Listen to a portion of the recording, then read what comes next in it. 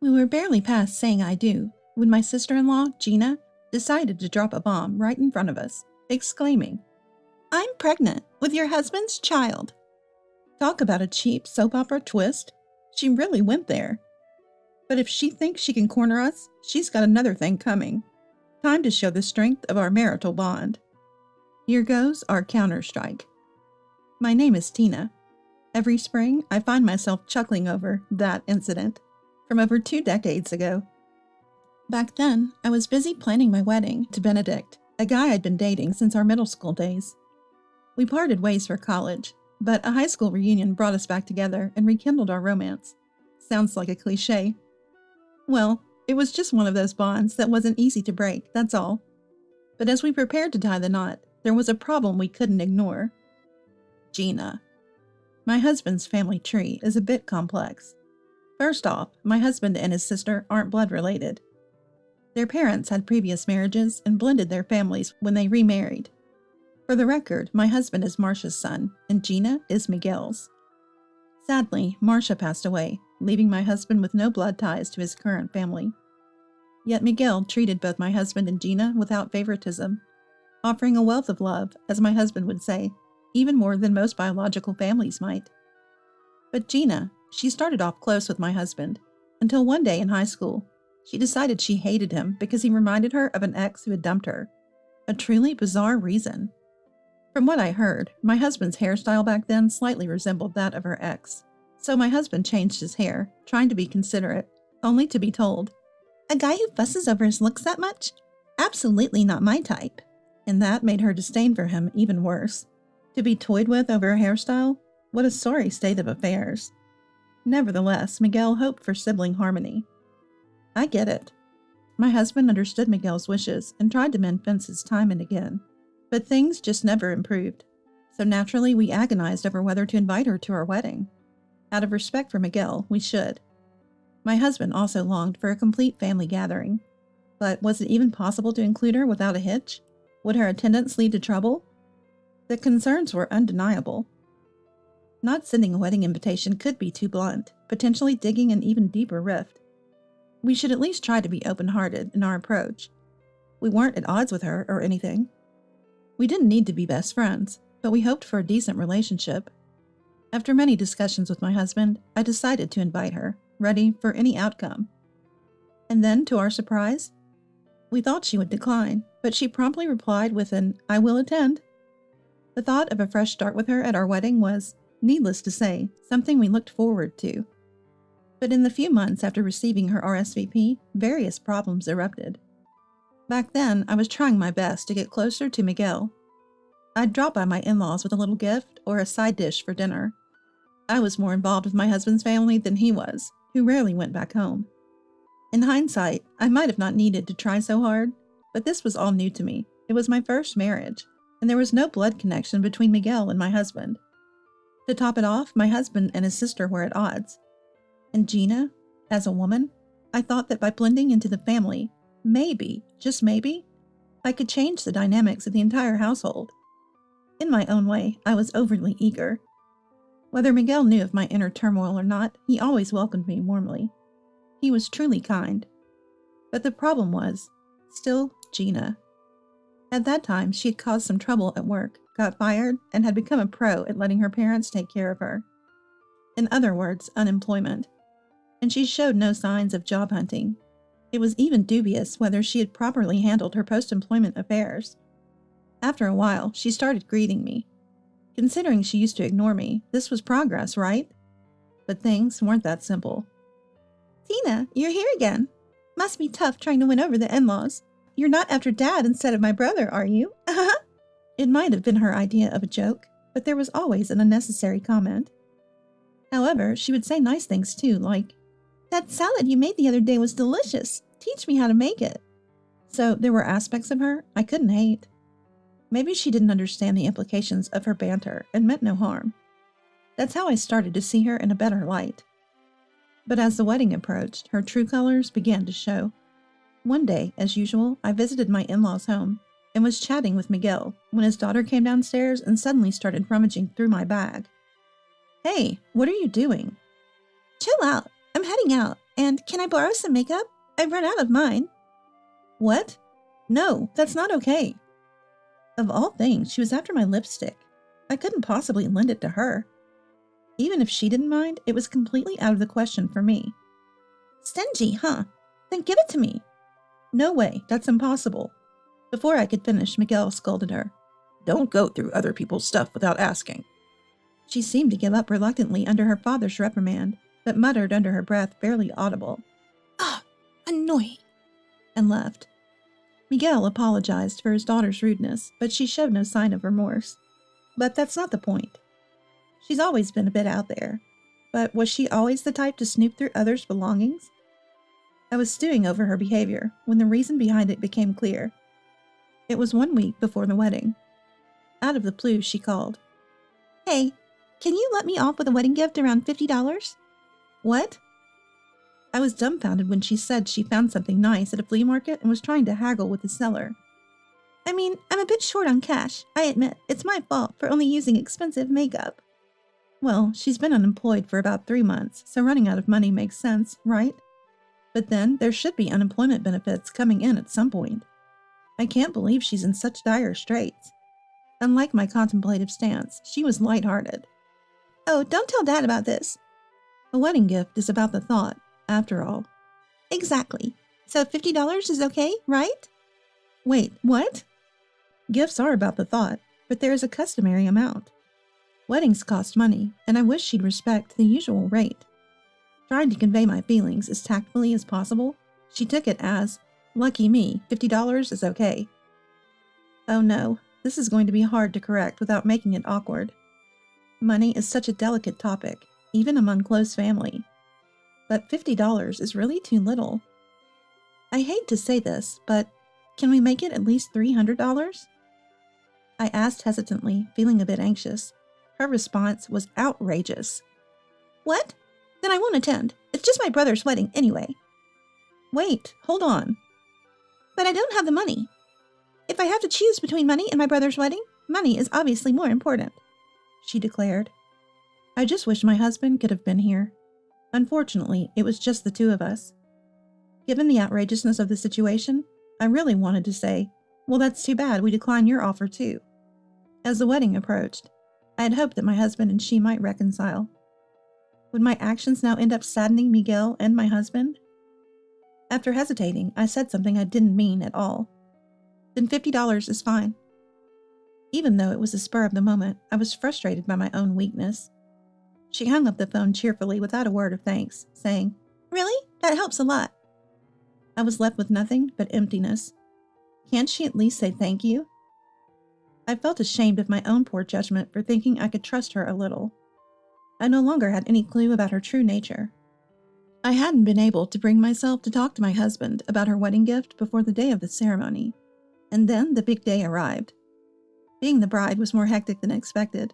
I was busy from morning. It's busier than I thought, despite all our planning. I thought when I saw Gina off to the side in a corridor of the lobby. Despite my mixed feelings about the gift situation, I was glad she had come. Just as I was about to approach her, her angry voice filled the air.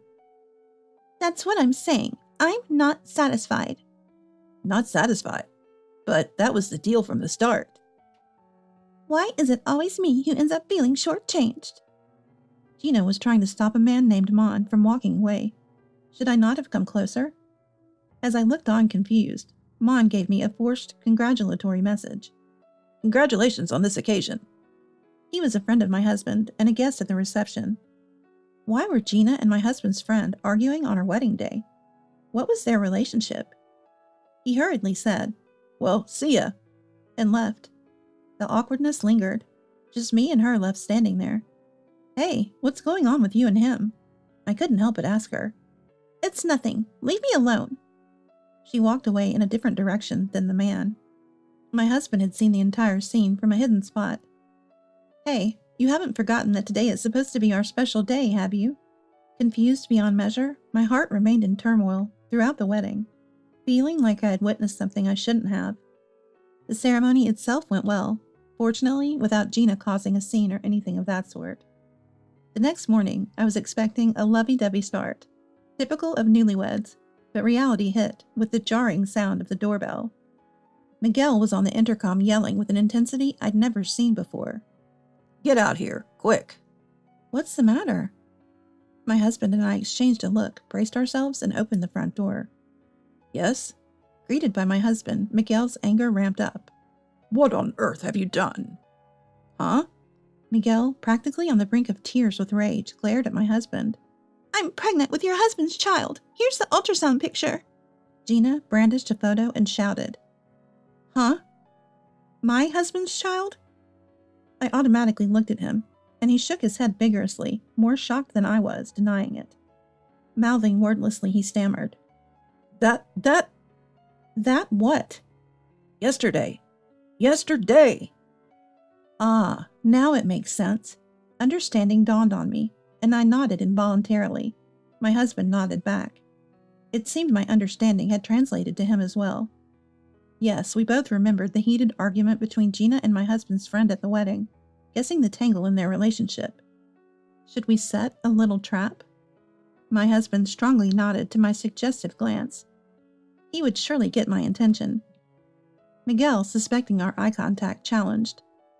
What are you two whispering about? What are you planning to do? Divorce Tina and prioritize your family? You have a child to raise. Miguel was fuming. Well, if this tale were true, his reaction would be justified. So shall we, a couple in sync, pull off a bit of a sketch? You two? You never broke up? I muttered in a fading voice, and my husband apologized softly. Sorry. Good job, my husband. He got the whole message. At our exchange, Miguel exclaimed. What? Break up? What do you mean? Gina told me she was being forced into the relationship. She said she hated you because you resembled an ex, but that was a lie. And she grew to hate you because you were forcing yourself on her. She looked confused, uncertain how to respond to the turn of events. Ah, I see. She crafted a narrative where she was coerced into a relationship by my husband. Her goal must have been our divorce. Yet the sketch my husband and I are about to perform is a far cry from the scenario she anticipated. Life doesn't always go according to plan. Now it's time for our counterattack. My sister and I have been in love since we were kids. You said I resembled your ex, but surprise, that ex is actually me. My husband delivered a splendid assist, fully tuned in to my feelings. We dated in middle school, but we broke up in high school after he realized our relationship. We reconnected at the reunion, and since he said he was single, I took the leap into marriage.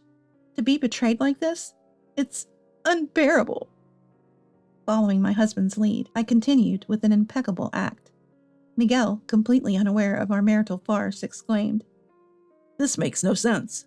What in the world is going on? I raised my voice in feigned anger. My husband. He lied about breaking up and got engaged to me, all the while still dating Gina. He's been cheating the whole time. This is outright infidelity. I can't stand it any longer. I'm getting a divorce, and I'll be expecting compensation from the involved parties. Miguel was at a loss for words. His head hung low. My husband kept up his act. I'm truly sorry for deceiving you for so long. My sister and I will make sure to pay the compensation. Upon my husband's resigned statement, she leaned forward and shouted, That's impossible. There's no way you can take compensation. Why not? How can you say I don't deserve compensation after what I've been through? I countered. My husband chimed in. That's right. Our affair is definitely infidelity. Accept it, pay up the compensation, and let's move on to a happy life with the kids. Miguel was already accepting our claims. Hey, you better come to terms with it too. Unless, of course, you have something different to say. Her complexion turned a sudden shade of pale. Ah, fine. The child, it's all a lie. We knew that all along. My husband spends most of his time working and dedicating himself to me, a serious man who got promoted after a few years of dating. He's not the despicable type to cheat with 2 women.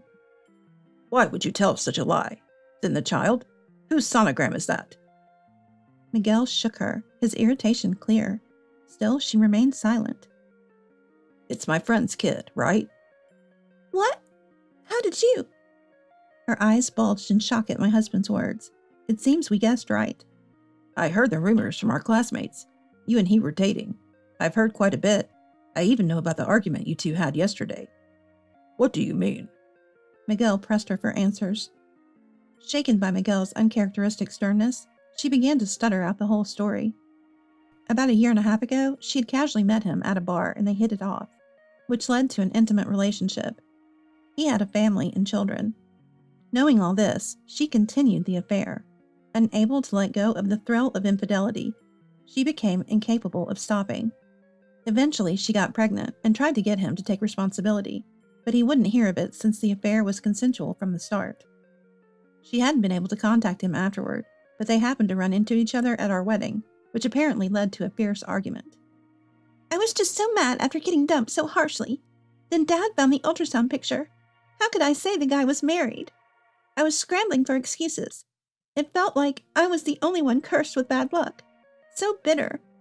I figured if I'm going down, might as well drag everyone with me. So I blurted out the baby was my brother's, thinking serve you right if my brother and his wife had a huge fight and divorced right after the wedding. Maybe that would give me some relief. As she spoke with an almost don't you feel sorry for me fervor, it was clear it was just a parade of selfish excuses. On the wedding day, after hearing rumors about Gina from classmates, my husband had two guesses. One was if the rumor was true, then possibly Gina, sister-in-law, might be carrying a friend's child. Gina showed no signs of being on unemployment benefits. My husband speculated. Maybe she's not receiving benefits because she quit her job due to pregnancy. The reason she left her last job was only ever described as trouble, which she never elaborated on, deepening the suspicion. With a workplace dominated by men and old-fashioned male chauvinistic attitudes, he figured maybe announcing her pregnancy there caused friction and resulted in the said trouble.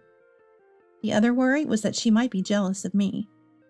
Her frequent shifts in attitude towards me, once affectionate, could well stem from envy over my seemingly happy life with him.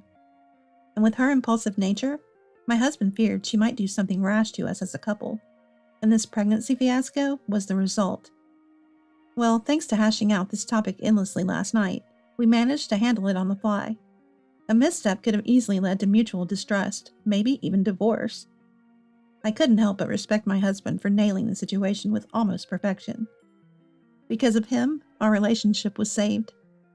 Though whatever she said, I never would have doubted my husband. Don't be ridiculous. It's too shallow. It's your fault for being involved with a married man in the first place. There's no excusing you. But it couldn't be helped. I'm a woman, too. There are times when such things are fun. Gina, yelled at by Miguel, couldn't help but tear up. Yet everyone in the room thought her excuses were baseless. I'm sorry, brother. I apologize. Please forgive me. No, I won't forgive you. How many married people do you intend to make unhappy? This is just too much. Even if she's my daughter, I can't forgive this. Dad, too?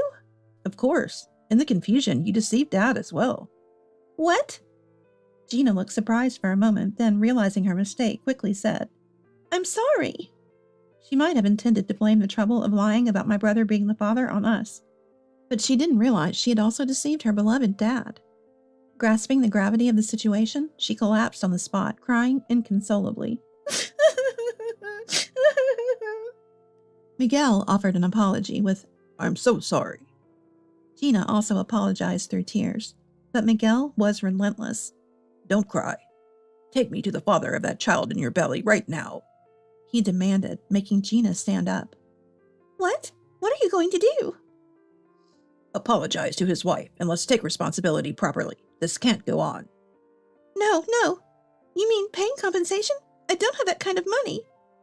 Of course, it's about the child. It would be pitiful to let them be affected by your recklessness. Gina was at a loss for words against Miguel's irrefutable logic. After Miguel and Gina left, my husband said with a sigh, Man, sorry about all that. No, it's okay. I never imagined she would come up to us claiming to be pregnant with your child. Thanks for believing in me. Of course I do. Hey, should I have scrutinized the ultrasound picture just to be sure? Oh, give me a break. He replied with a chuckle. We laughed it off, thinking that, despite the mess, perhaps it was an experience that strengthened our bond as a couple that morning. Later on, Miguel visited the man's home with Gina to apologize to his family. He was served with the divorce papers by his wife, who also demanded child support, alimony, and distribution of property. Gina was also sued and had to pay compensation. It turned out that for Mon, Gina was just a fling. There was never any marriage on the cards. Ultimately, the child Gina bore was adopted by Miguel's niece, who hadn't been blessed with her own children. The niece's family was financially stable and cared deeply for the child, who is said to be living happily. Miguel occasionally visits, forging a bond with his grandchild. On the other hand, Gina, unable to forget the thrill of her infidelity, got involved with another married man and was promptly discarded. After finally finding employment, she was fired and is now working part-time. Having been sued for compensation twice, she's now juggling day labor and part-time jobs to make the payments. A dire situation I heard about from Miguel. Since Miguel has disowned his daughter, only God knows the kind of life she's leading now, but bad habits are hard to break. As for us, we were blessed with 2 daughters, and our youngest will finally reach adulthood next year. Our eldest daughter became a physical therapist, wanting to do work that helps people. Perhaps because she was so attached to her sister, our youngest has decided to pursue nursing, chasing after her sister's example and working hard every day. They both assure us that they've got our future care covered, which spurs myself and my husband on to not rely too much on our daughters. Lately, we've been hitting the gym to stay in shape. When we celebrate losing a little weight, our kids tempt us with, "Let's go eat steak and put it back on." It's a constant struggle against our desires. To savor this happiness for a long time, we need to stay healthy. We're determined to enjoy life to the fullest, aiming to see our grandchildren, no, our great-grandchildren. We're gonna give it our all.